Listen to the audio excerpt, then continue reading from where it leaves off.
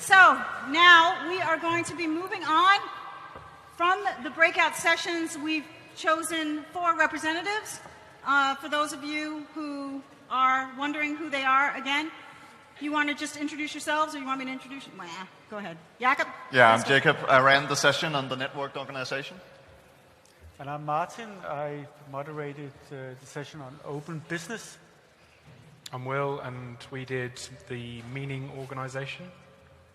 I'm Esk, and we did the session on open innovation and co-creation. And so what we have this panel up here is to share some of their findings, some great examples, some of the barriers, and maybe I'll throw in a little surprise. We'll just see. We'll see how that goes. So if we just take you in order, Jacob, please tell us about some of the findings. Yeah. I think some of the findings were primarily barriers, which were also what I asked for. I asked people what are holding you back from just having a networked organization, and we discussed some pretty radical examples and then tried to go from there into reality. And I think what we faced was some pretty low practical barriers, is that we have a staff mainly in big corporate structures that is not necessarily used to being on Facebook, Twitter all the time. They're not used to these network tools. So maybe we need a way of immigrating them. A lot of my groups talked about immigrating them into this digital sphere. And then another part of this was discussing that we need new structures, new tools, new kinds of leaders maybe even to run these kinds of organizations.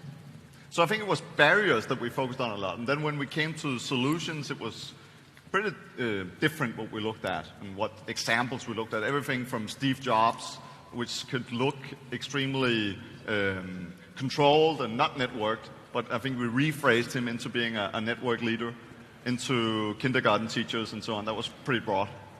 Okay. Mm-hmm. Could you just can you elaborate a little bit? You went from Steve Jobs to the kindergarten teacher? Yeah, just to say that we went from big corporate CEOs to like people that you knew when you grew up. As network leaders. And I think we also rephrased it a bit from being like a network organization to being a network-based organization. Okay. Mm-hmm. We're just going to go through, and Martin, share with us some of your findings. Yeah. We had 2 interesting discussions about open business models. And I think one of the first things we tried to agree on was what we actually meant by open. We defined open in this context as not open as in transparent, but open as in terms on which you share information. You share information that you have rights over with other people, and you use information that other people have the right and have given you the right to use. Open information, open data, open content, open source code in that sense.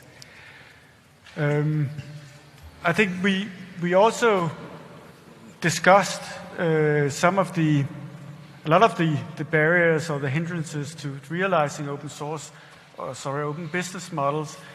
And 2 of the things that we focused on as challenges was, first of all, to change the mindsets of organizations, because we all know that as kids we are raised by the concept, our parents tells us to share candy and things, not with old people, but with the brothers and sisters and other kids in kindergarten and so on.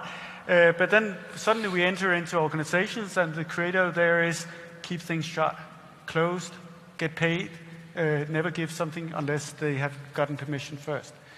So that was the first challenge, how to sort of challenge that mindset. The other challenge was how do we actually, one thing is to change the mindset, but we have to find ways to actually make money from opening up, and how to identify those business models. And I think I had especially, 2 very good insights from the participants in my group with respect to these 2 challenges. And the first was that a good way to change the mindset to a more open attitude in a company would be not to talk about openness at all, but to sort of revisit your strategy, figure out what are you actually good at, what is the purpose of your organization. And that should open up for a lot of discussions as to all those things that are not part of your core business.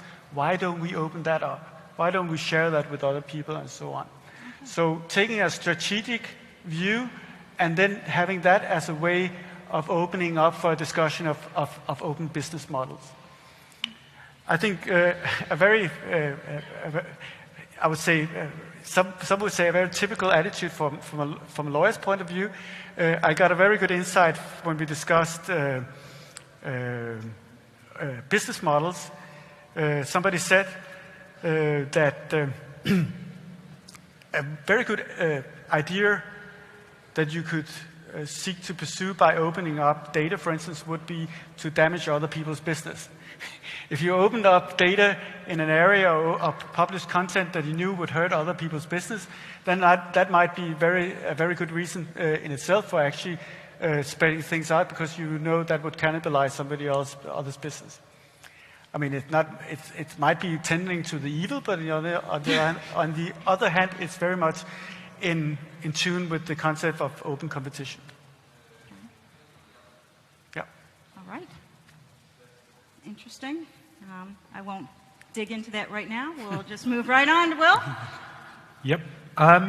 So barriers-wise, really obvious ones to why particularly Danish organizations might not go on this journey towards becoming meaning organizations was fear and anxiety, totally understandable. Old school business plans, the need to still make profit, to hit old school measures, which might actually be very valid still. The really interesting one for me as a kind of outsider and tourist was this Danish concept of Yandel, someone or other. Yandel. And the kind of the otherwise different group expressed it as the kind of Danish comfort zone, like we can talk about how to change the world and then we'll go home, put the fire on and have a glass of wine. And there seemed to be this kind of chasm around will we actually do it, which was particularly interesting for me, having sat there and been enormously inspired by Klaus from Noma and thinking, you know, Danes can rock the world, and then hearing a load of people saying, oh, well, maybe we can't. And then also a very tangible and real and understandable fear and question mark, which I think is absolutely valid about, can you do this with an existing large organization? Heard a lot of voices saying, you know, a lot of these companies are run by visionary CEOs, whether it's Anita Roddick in the body shop, or it's Steve Jobs, or whoever, or Klaus. But I really believe we can. And I think we need to work as a community to find those examples. There's HCL, which is a big Indian IT business. I know they've done a turnaround based on these kind of principles, but we need to find more to develop our own confidence that you can be done. Some awesome kind of insights. How do you measure meaning? Really set off the kind of intellectual characteristic that we seem to have in this group. So some really interesting conversations about how do you measure meaning. And then a brilliant suggestion by one woman, which is you don't need to measure meaning. Just ask people at the end of the day, was your work meaningful? And if they say it was, then it was. That's really good to kind of hack. How do you get belief from the people? And then conversely, how do you get senior management to buy into this? Totally, understandable concerns. How do you marry the purpose of many people? That sounds like a really interesting challenge. And we talked about how Zappos pay people to leave after the induction.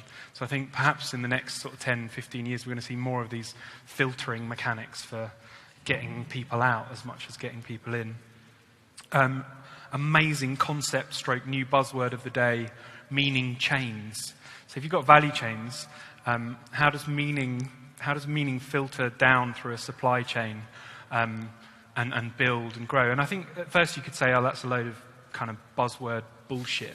But then when you think about what Klaus was saying about terroir and the territory and the unique Nordicness that we have in cuisine, and if you think about the journey that some of that food goes on before it goes on a plate, then in a way that is a meaning chain. I think that's pretty cool. Lastly, very quickly, some examples of organizations. Groundfuss came up. Yeah. How do you say that? Groundfuss. Came up a lot. They came up a lot. Unilever, Ashanti project. Danish Rocket Guys. They came up.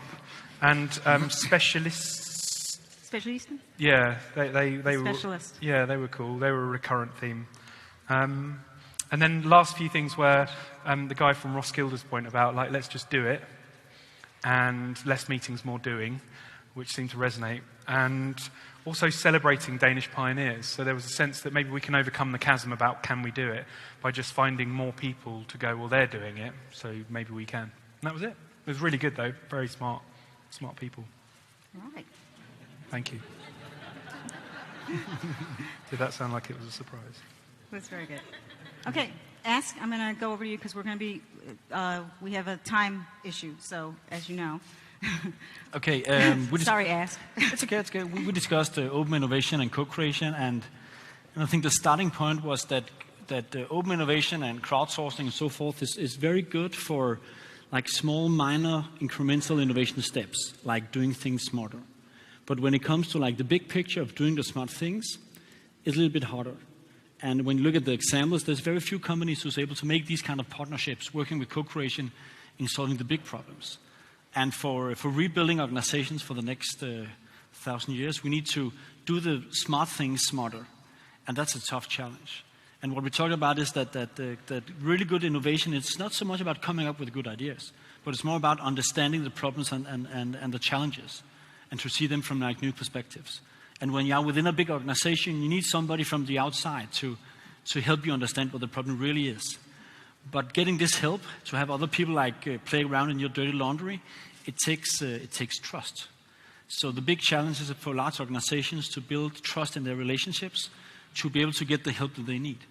So that was like one of the key elements that our discussions resonated around. And some of the conclusions was that it takes leadership. And I guess that several of the participants were like, okay, for the next session, we're going to visit rebuilding leadership because that's a key barrier to work with. And then also we talked about it's very important that you have somebody at the head of the organization who have the guts to set a target and also to admit sometimes when you need help. So we need to bring in a Steve Jobs or somebody else sometimes for setting that agenda. But just good discussions and also some good examples. And I think you should give a big hand for Jakob because he was mentioned as one of the good examples in one of the groups. Yeah, he was mentioned in ours a few times as well, actually. Yay! Hey, Jakob.